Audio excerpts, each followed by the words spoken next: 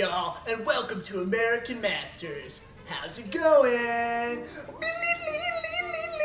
Usually my grandpa, Tom Osborne, hosts this show, but not today. It's me, Kenny Osborne, or K-Dog for you ladies. I did a documentary on not one of those old boring guys, but on a new hip guy, Doug Butteroll. Him and his whole family have shown up all throughout history, and they totally sucked and ruined it. So check out my documentary on Doug Butteroll, American Idiot, yo!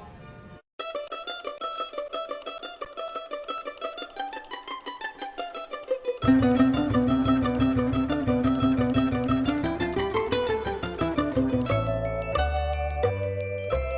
thing to remember with Douglas Butteroll is that he was more of a monster than a man, and more of a monster than a man. Do you have any water? An all-American boob.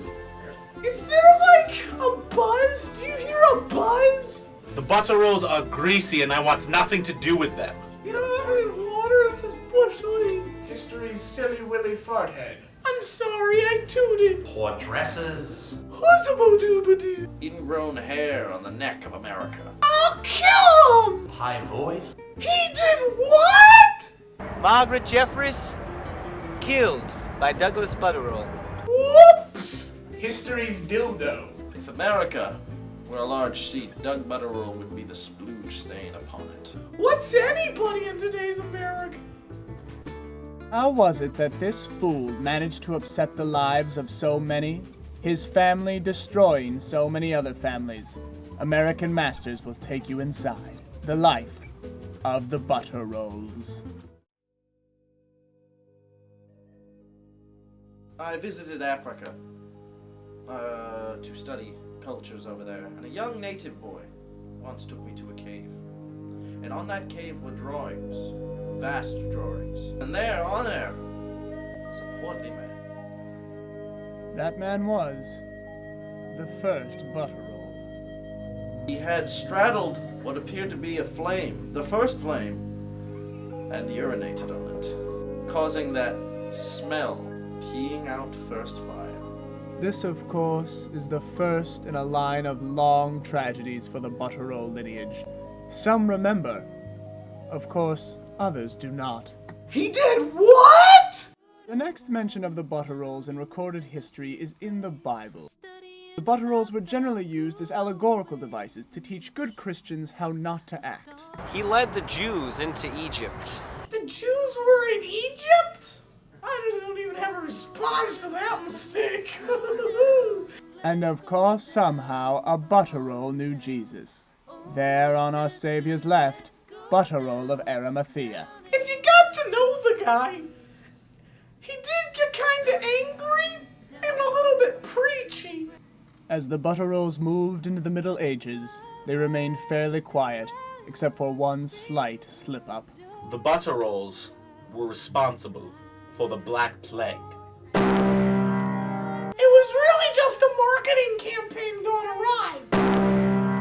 2/3 of the population later. Luckily for humanity, the Butterolls did not resurface again until the 1700s.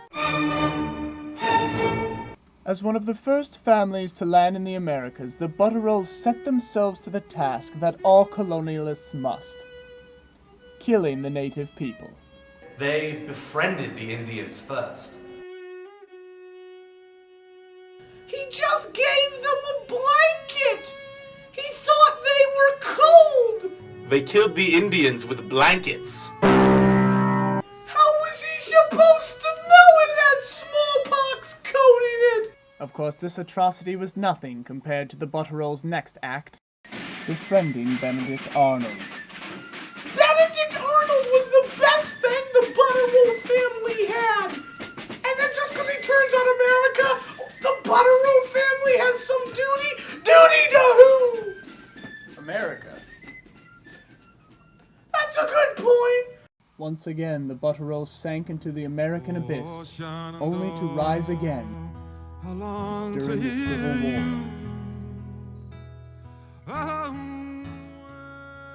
It was during this time that one Butteroll somehow came under the service of Lincoln, and also tried to service Lincoln's wife, Mary Todd. The Butterolls were the reason that Mary Todd never gave Abraham Lincoln the womanly loving. Mary Todd was a woman of discernible grace. Discernible grace. I just want to know that. I guess you could say he cock-blocked Lincoln. Lincoln can't close the deal. Lincoln had to put the work in. But if there's one thing Honest Abe wasn't, it was a hard worker. You know that log cabin he built? He didn't even build it himself. He just showed up the last day with an axe. Lincoln was thin, fit. They hated him. Abe Lincoln was a power-hungry faggot.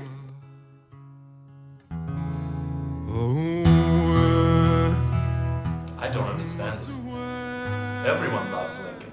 But not everyone loved the Butterolls, and so they disappeared again until the 1900s. The turn of the century had come, and with it economic prosperity the likes of which America had never seen. And the Butterolls wanted their piece of the pie. The Butterolls and Fords were actually friends, but then they had a falling out of sorts. Ah, yes, the feud between the Fords and the Butterolls. Not so much a feud as a one-sided smackdown bitch slap fest. Henry Ford?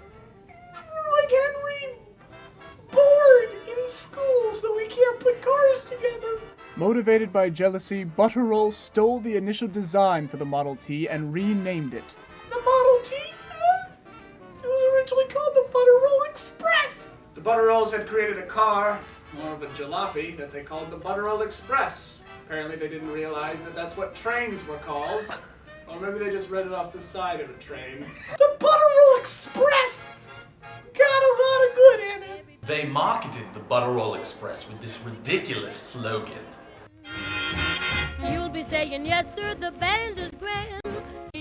The Model T Ford, of course, was an actual functioning car. Oh, maybe if American manufacturers today worked like the Butterolls, we wouldn't be with the Encom and Ron scandals and we wouldn't have so many goddamn poor people. Just yesterday, if you can believe it, a black man walked up with a big coat and asked me if I had money. And I said, no, I'm sorry, Mr. Black Man. So he said bastards to me.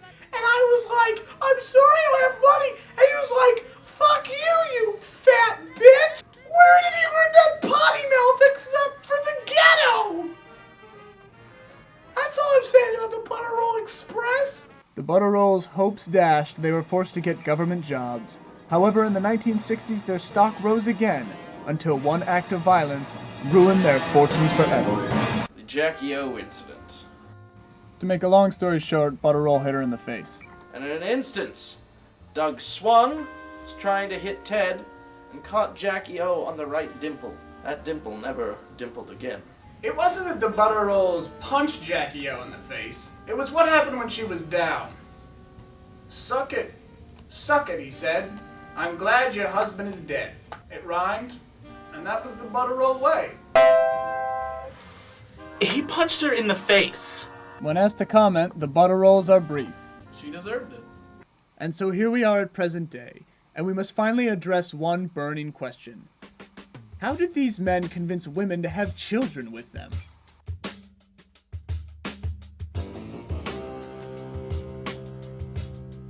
Feels so good. You're lying here next to me.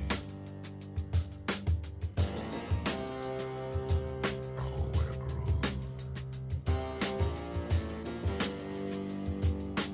I can't believe they procreated. If you're gonna get a lady, you better butter her roll. It's been theorized that the Butterolls may even be asexual. I'm saying the women are mainly women, and the men are mainly men. Because what woman would have him? Certainly not a lady of the night. Even they have standards.